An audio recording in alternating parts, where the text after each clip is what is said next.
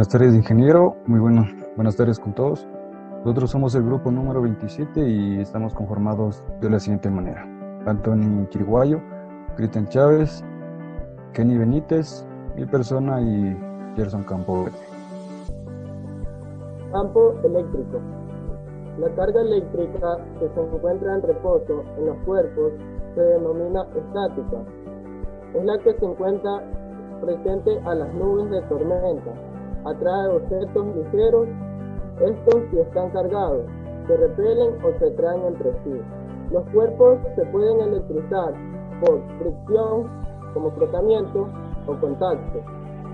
Las propiedades de la carga eléctrica son: la carga eléctrica está cuantizada, existen dos tipos de carga, como podemos saber, positiva y negativa, y la carga eléctrica que se conserva.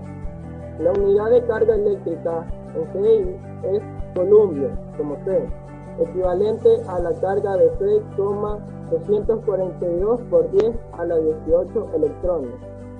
De esta forma, la unidad de carga elemental equivale a 1,6 por 10 a la menos 16 columbios.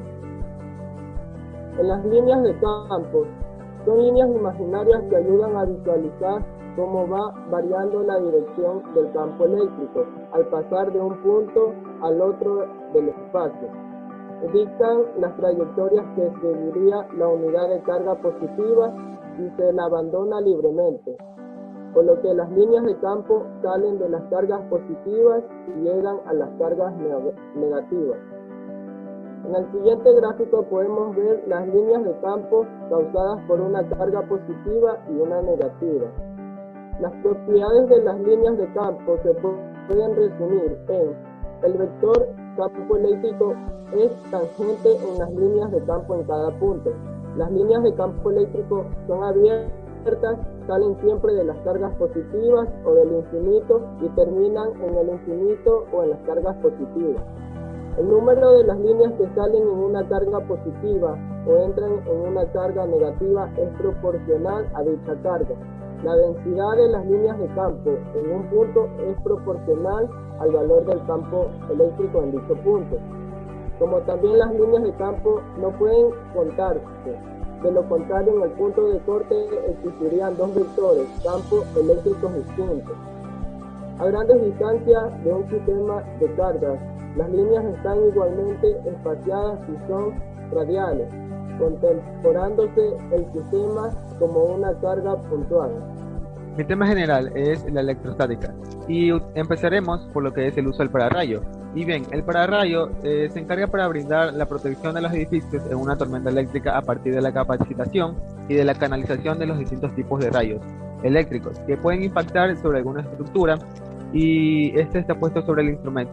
Y así considerar con el pararrayos como un sistema de protección tanto como para edificios como para personas, y en pocas palabras, su objetivo es impedir la descarga eléctrica para desviarla a la Tierra, como por ejemplo los pararrayos de tipo ZS, que tienen como una gran protección optimizada de gran resistencia mecánica y elevada resistencia con su envolvente de silicona y un tipo de estallado que no permite la entrada de la humedad, y esto es lo que lo beneficia. Entre sus ventajas encontraremos lo que es que absorben una gran capacidad de energía y para evitar los daños o situaciones críticas, así como también que posee una gran alta resistencia al cambio atmosférico, de la contaminación y la corrosión, etc. Lo siguiente es cómo surgen los rayos.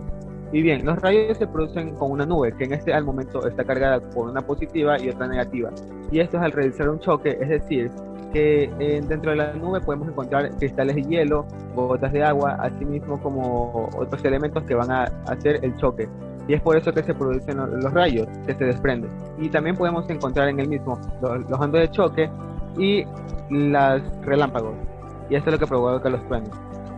También encontraremos como por ejemplo los temas de él, para qué sirve el pozo de tierra en casas o edificios. Y primero tenemos que tomar en cuenta de qué es un pozo de tierra. Y en resumidas palabras, es un elemento de seguridad eléctrica cuya finalidad es la protección de las personas y apartados, en forma parte de la que se conoce como un sistema de puesta a tierra. Y bien, su funcionamiento. Su funcionamiento consiste en desviar corrientes eléctricas indeseables de diversa intensidad hacia un punto donde no causará daños, es decir, un desvío de las corrientes eléctricas imprevistas en un punto de la Tierra. Y por último, encontraremos los efectos que pueden causar los rayos en el organismo o en el cuerpo humano. Entre ellas podemos encontrar la muerte por fibrilación ventricular. Esta es una de las más comunes, ya que al recibir un rayo, este se va a ir rápidamente al corazón, y es lo que provoca el fallo, y esto es lo que provocaría la muerte inmediatamente.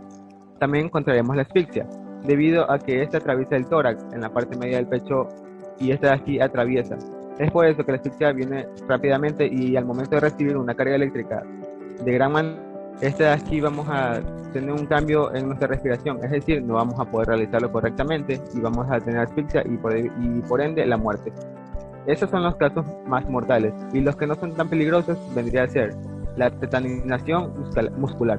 Esta de aquí se produce cuando recibimos una pequeña corriente eléctrica, ya sea como por ejemplo al meter el dedo en un tomacorriente. Esta de aquí vamos a recibir una pequeña carga que nos va a provocar una pequeña molestia, pero no va a ser tan grave.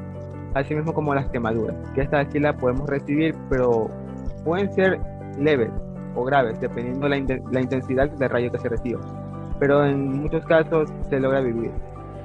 Circuitos eléctricos. Ley de Ohm.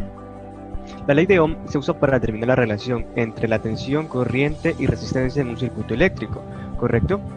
Tiene tres fórmulas generales que se utiliza hoy en día. Por ejemplo, para calcular lo que es el voltaje es igual a corriente por resistencia.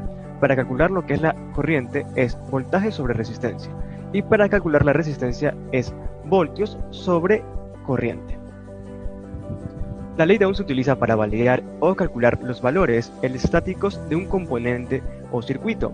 También se puede calcular los niveles de corriente, los suministros de voltaje y además la caída de una tensión. Se cumple que al aumentar la fuerza eléctrica o tensión en un circuito, el flujo eléctrico o corriente aumenta también. Si se reduce la fuerza eléctrica o tensión, el flujo eléctrico o corriente reduce igualmente. A medida que la resistencia aumenta, la corriente disminuye y viceversa. Cuando la resistencia al paso de la corriente disminuye, la corriente también aumenta, siempre y cuando, justamente para ellos, el caso sea que el voltaje se mantenga constante. En conclusión, si la resistencia se mantiene fija, ¿qué ocurre con la intensidad cuando el voltaje se incrementa? La intensidad también aumenta. ¿Qué ocurre con la intensidad de corriente cuando el voltaje disminuye? La intensidad también disminuye. Tenemos como por ejemplo que se conoce la tensión. La tensión es igual a voltaje y la resistencia pues no, que es la ley de Ohm, correcto, que está en ohmios. Nos pregunta, ¿cuál es la corriente en un circuito? ¿Verdad? Tenemos justamente como datos que la resistencia es de 6 ohmios y el voltaje es de 12.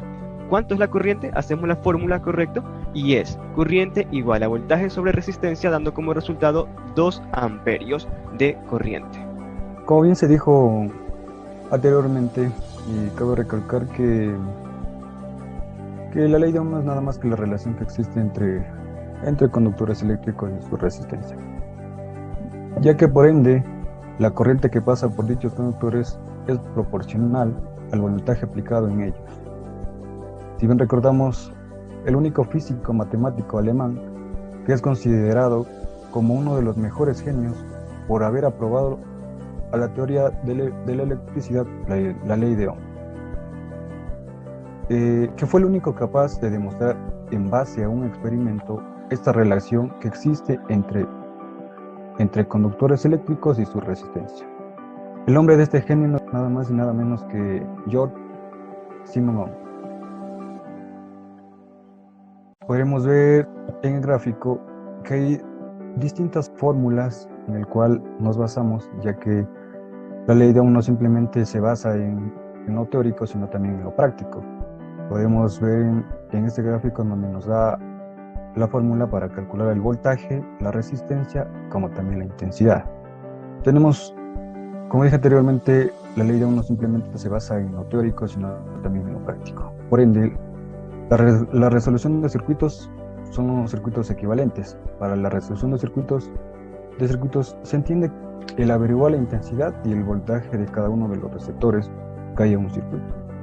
Como podemos ver en el gráfico, nos dan valores en donde tenemos dos resistencias de 30 ohmios y uno de 10 ohmios.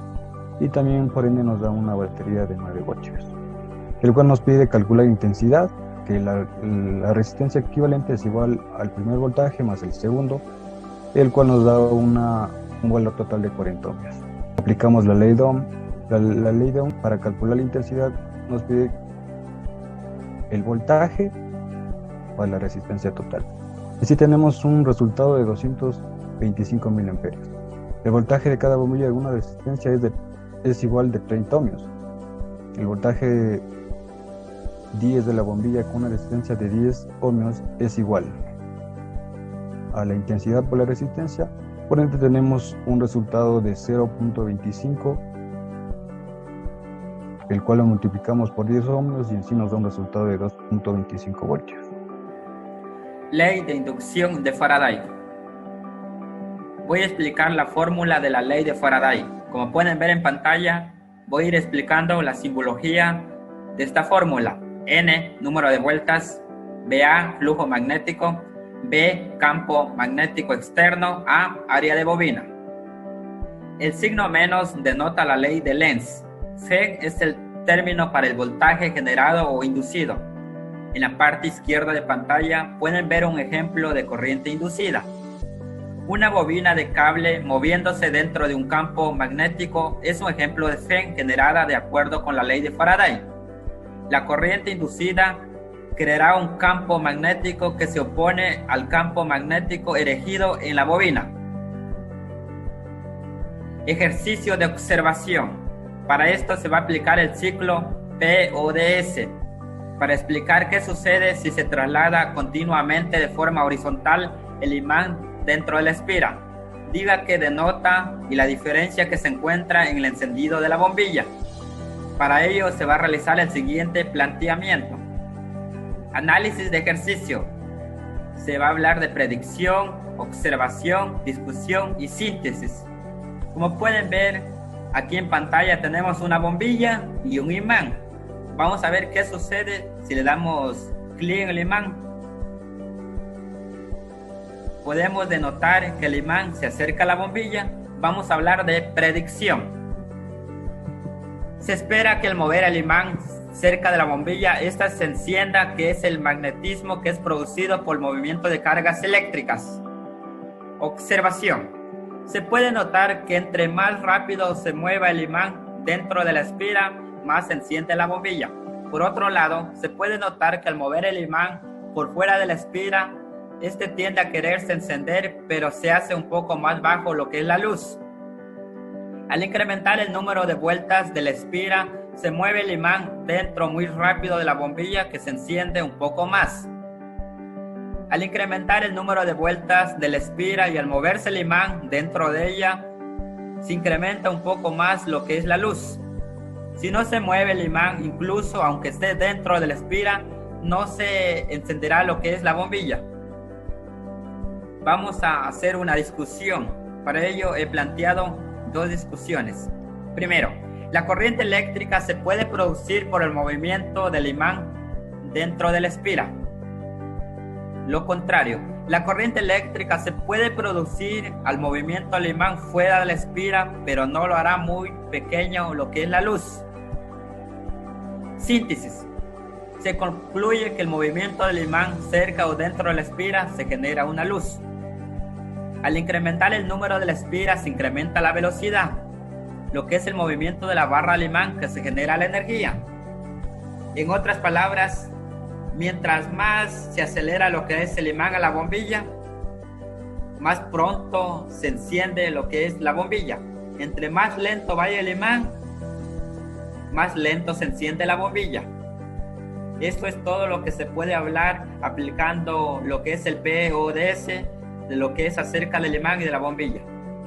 Tenemos conclusiones del tema número 1, lo que es campos eléctricos.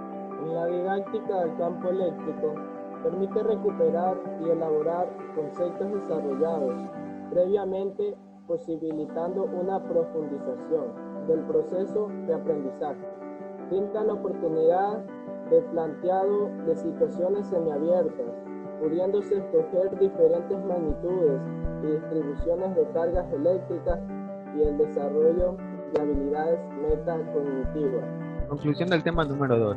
Concluimos que todo esto viene subdividido de las electrostáticas debido a que estos cambios o estas cargas que pueden provocar daños en el ser humano, así como métodos para evitar daños, es decir, son los fenómenos naturales que tienen su explicación llevada de la mano con las corrientes eléctricas.